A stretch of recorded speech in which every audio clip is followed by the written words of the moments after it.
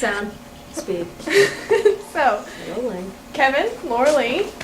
Hi Cassidy, good to see you again. Good to see you too. So tell me, what inspired you to start this coffee shop? Well, It was her idea. yeah, it was my idea. The space became available, and we were just started brainstorming about things that we would like to see in a coffee shop, maybe some things that weren't available in other coffee shops in town. Things we'd like to see in Cookeville. Yeah, things we'd like to see in Cookeville that weren't really around. So like what?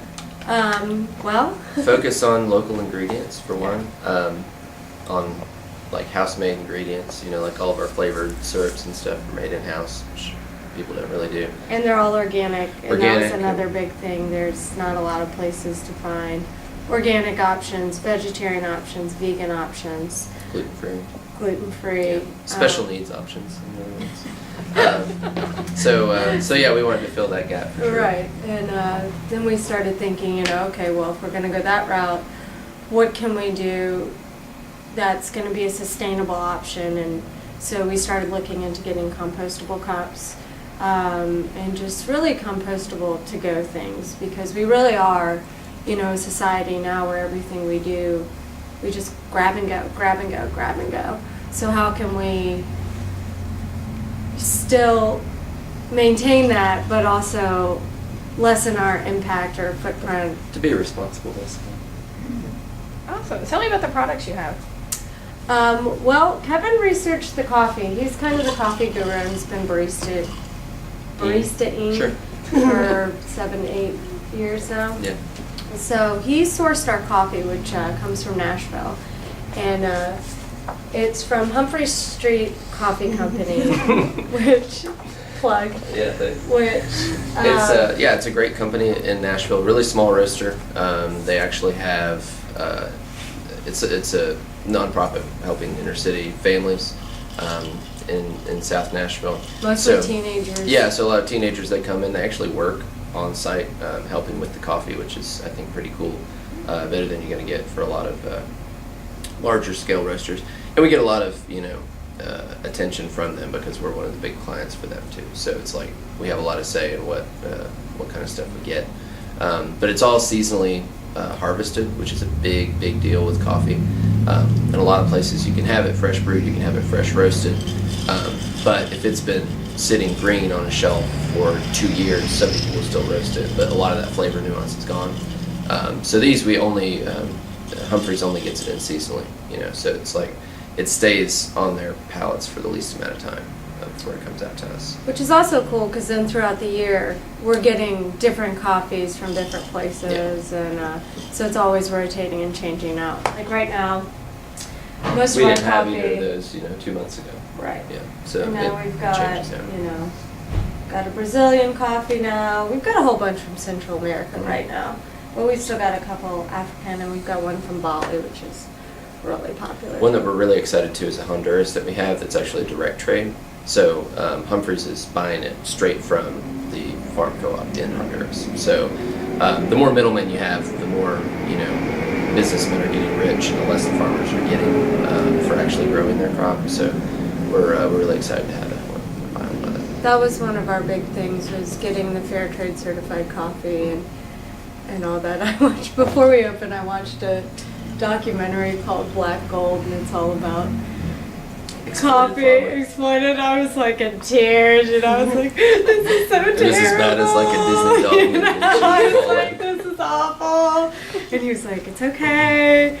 We'll be taking the steps to change this process and everything. And so we're really happy to be working with that roaster. Yeah. And they're so accommodating to us. We should talk about Kneaded Together too, since we're talking about suppliers. Yes. So one of our big things was local and seasonal foods. So that way it's the freshest, and you're helping promote local economy. So we use this bakery called Kneaded Together Bakery, and it's a family operated business. It's a mom and a daughter do the bakery, and then the dad and the other daughter work on a local organic farm.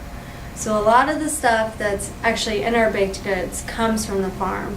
And so it's all seasonal, you know, and it's delivered fresh to us every day, and we can do catering with them. And they've just come up with really great ideas. Like right now we've got the fall harvest muffin and the pumpkin brownies, and they're just coming up with all kinds of good stuff. Yeah, they've been really good. Yeah.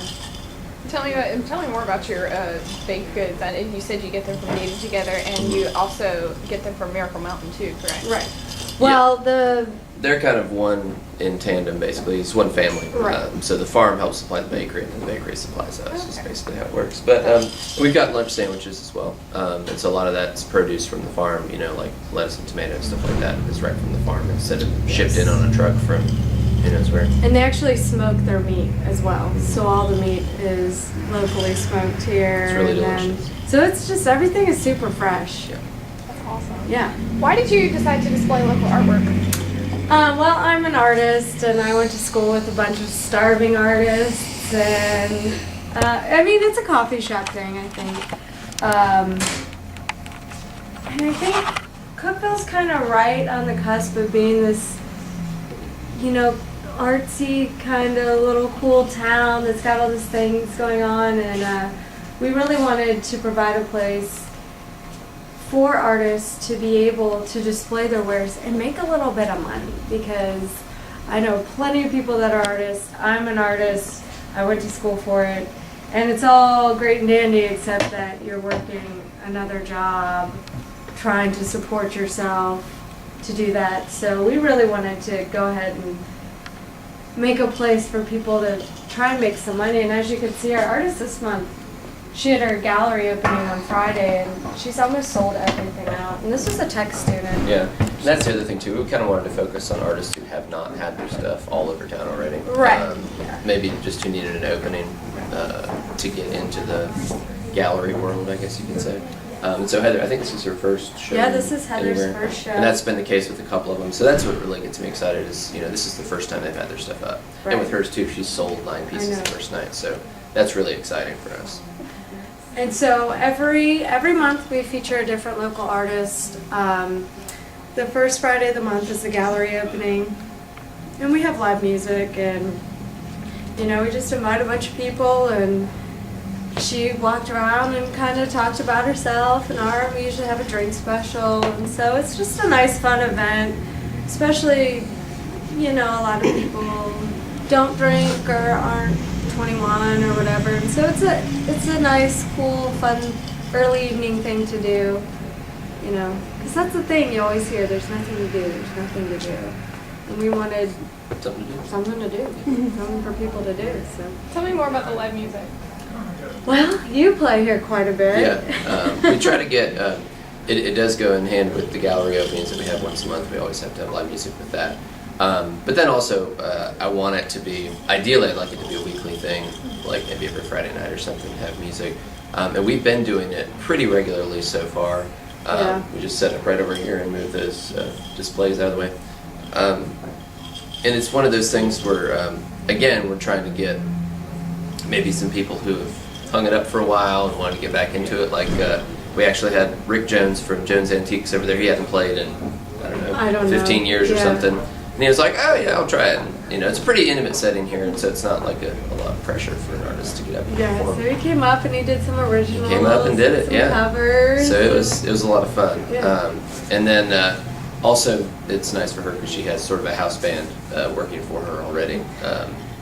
Me and Landon play music, and so anytime she needs my music, two baristas, which go leaves me play. behind the bar by myself, but that's okay. Right. So, but yeah, we really want, you know, all styles. It doesn't really matter, as long as they're not horrible. Paul back here is actually going to be playing on Saturday. And you haven't played publicly in how long? 2 years. 2 years. So yeah, he's getting back in the swing maybe. Yeah.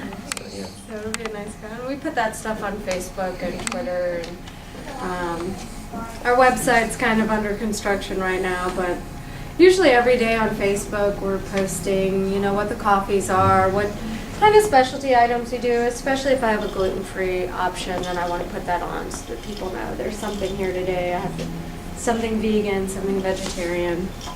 Awesome. Tell me more about your tea. Tea. Hot tea. Tea is kind of her territory. I actually, before we opened the corner, I didn't drink coffee. I was a huge tea fanatic. And we just started looking around, and I don't know if it spiraled out of control or not, but I have like 20 loose leaf teas here. It's a good variety now. It's a nice variety. It's pretty cool though, because we get it from an organic co-op, and Yeah. and they're a great supplier of like basically bulk, actual real ingredients, and that's what I really like Right. actual cinnamon sticks, actual cocoa powder, rather than just some mix with a bunch of preservatives and stuff. It's Right. just whatever it says And it is. they specialize in organic and fair trade. So a lot of our teas, we have a list of our teas, and we have a little key on the bottom, so organic and fair trade certified. Which I feel like tea sometimes gets left behind. People focus on coffee being does. organic and fair trade, but tea and all this kind of stuff generally comes from third world areas. You know what I mean? Developing countries. Developing countries. PC, sorry. Yeah, that's what it's called now. Developing But anyway, I mean, you know, a farmer of you know, oolong tea, or cinnamon sticks in Vietnam or something like that, they should have a fair shake too, just like a coffee farmer in Right. Brazil, you know. So we want people to feel good about buying stuff here, because you can go anywhere and buy coffee or tea or whatever. Yeah. But we want them to feel good, like, oh, okay, hey, I got a compostable cup. Hey, you know, some farmer in Honduras just got an actual fair wage instead of, you know, 10 cents for a 20-pound bag of coffee that took a year to grow and harvest and everything. Also with the loose leaf tea, I think we're the only place in Cookeville that has loose leaf. I think everybody else has got the box Yeah. tea, so that's cool. And it's fun because, I mean, they're in the blue jars and everybody likes that. And, you know, we open them up and you can smell them and see. So, like, You can make blends and stuff like that too. yeah, obviously. yeah, and we can do any of them iced. Right now, we took our lemon ginger tea and brewed that, and then we iced it, and we put in we have a homemade ginger syrup we make, and we put that in, so it's sweetened. It's pretty good. Yeah, it's fun. So if you come in, you're like, I want a green tea. Well, here you can smell all 4 of these and see which Right. one you like, you know, Yeah, that's pretty. and go from there. And you can buy it in bulk as well. And we have quite a few people come in and buy tea in bulk. How much is it? It depends. It on varies between like, it's around $2 an ounce usually. Yeah. And so an ounce is like, in a bag is like that high. It's not very much. Well, I mean, it makes a lot of tea though. It's, Yeah. it's strong. So you'll get like, Maybe like a teaspoon for 6 ounces. right, you'll get probably 10 or 15 cups Yeah. out of it. Autumn Spice, Caramel, caramel, vanilla, peppermint. Autumn Spice, you said? chicory root, cinnamon, and nutmeg. That one. That sounds tasty. So what are you doing right now, Kevin? Heating up the cup. Anytime we get a Fajir cup, ceramic cup, whether it's coffee or, you know, a drink like this, we'll heat the cup up. It makes a big difference because if it's a cold cup, it'll bring the core temperature down for the whole drink. Kind of like when you put frozen scallops in a pan, it brings the temperature of the butter down. Don't want to do that. I made scallops last night. They were really good. Oh, really? Oh, that's a surprise.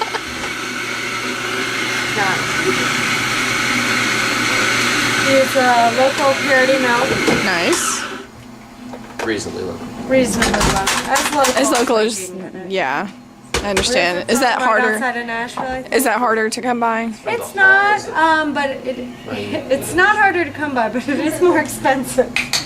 Understandable. And what are you doing right now, Kevin? I'm tamping the espresso, right? So, No, I'm taping the espresso. tamping. Sorry. Oh. So that's your espresso right there after it's been tamped. It's solid milk now. Your autumn spice. and Autumn our, spice. And what is in the autumn container. spice? What do we have? Chicory, cinnamon, and nutmeg. Nutmeg. So, There's a few Yummy. other spices. here's our. Ooh, you got like whole nutmegs. Yeah, we actually have whole nutmeg, cinnamon, and the chicory root. Very nice. And now I'm steaming the milk.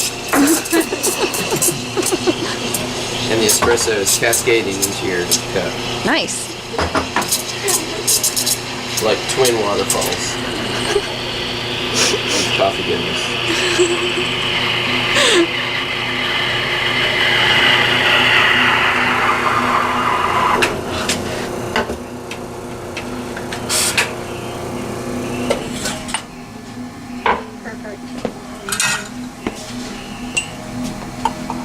give it a gentle stir.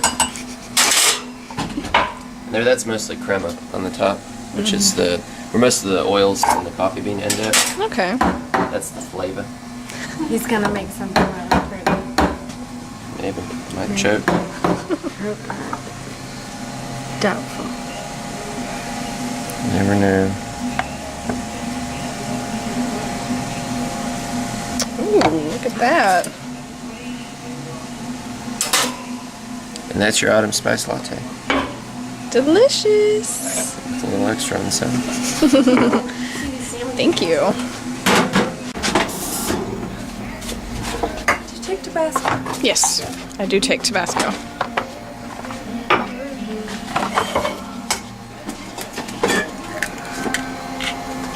And what kind of eggs are you using? Big, delicious ones. Chicken, sorry. To be more appropriate. More exact. These are local, free-range, organic chickens. Nice. And I actually get them from my yogurt master. Oh. Here's that one.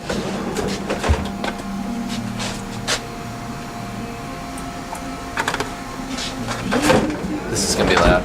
Yes, it is.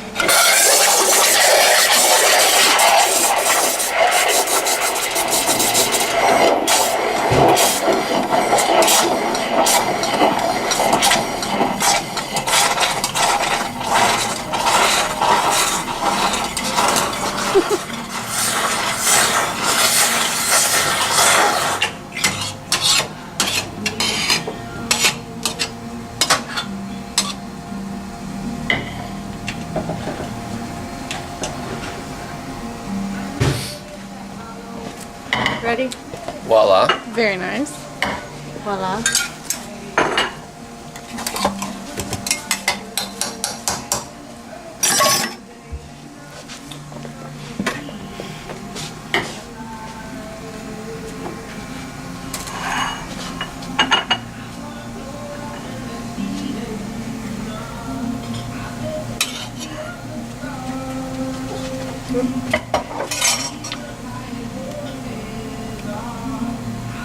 Mas?